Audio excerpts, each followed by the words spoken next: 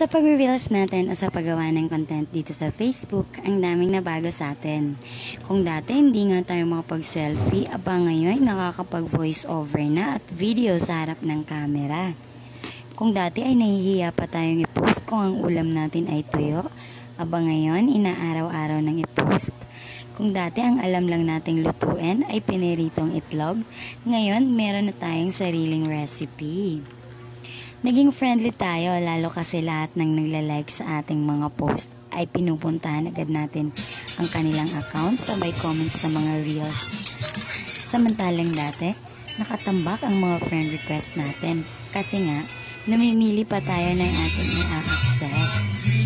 At dito sa ating paggawa ng mga content o sa pagiging content creator, dito din na-boost ang ating self-confidence. Naging creative din tayo. At higit sa lahat, natuto tayong mag-edit ng ating sariling mga video.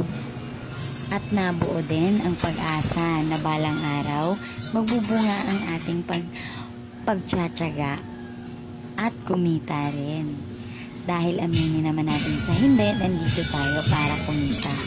Kasabay ng sipag at tiyaga, sana naman balang araw ay magbunga. Yun lang, maraming salamat.